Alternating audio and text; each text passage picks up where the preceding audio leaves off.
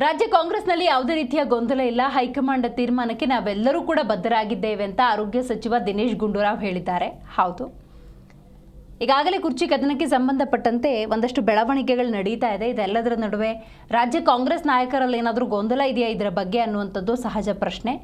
ಇದಕ್ಕೆ ಪ್ರತಿಕ್ರಿಯೆ ಕೊಟ್ಟಿರುವಂತಹ ಆರೋಗ್ಯ ಸಚಿವ ದಿನೇಶ್ ಗುಂಡೂರಾವ್, ಸಂಪುಟ ವಿಸ್ತರಣೆ ಆಗುವಂಥ ನಿರೀಕ್ಷೆ ಇದೆ, ಆಗಬೇಕು ಅಂತ ಹಲವರು ಬಯಸ್ತಾ ಇದ್ದಾರೆ. ಅಂದರೆ ಬೇರೆಯವ್ರಿಗೂ ಕೂಡ ಅವಕಾಶ ಸಿಗಬೇಕು, ದೊಡ್ಡತನ ಪ್ರತಿಯೊಬ್ಬರ ಬಳಿ ಇರಬೇಕಾಗತ್ತೆ ಅಂತ ದಿನೇಶ್ ಗುಂಡೂರಾವ್ ಹೇಳಿದ್ದಾರೆ. ಆದರೆ ನಮ್ಮಲ್ಲಿ ಯಾವುದೇ ರೀತಿಯ ಗೊಂದಲ ಇಲ್ಲ, ಸಮಸ್ಯೆ ಇಲ್ಲ.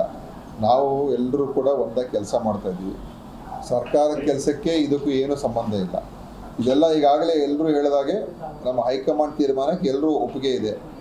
ಈಗ ಮಾನ್ಯ ಮುಖ್ಯಮಂತ್ರಿಗಳು ನೋಡಿ, ಮೊನ್ನೆನೂ ಕೂಡ ದೊಡ್ಡ ಜಟಿಲವಾದಂಥ ಸಮಸ್ಯೆಯನ್ನು ಈಗ ಬಗೆಹರಿಸಿದ್ದೇವೆ, ಒಳ ಮೀಸಲಾತಿ.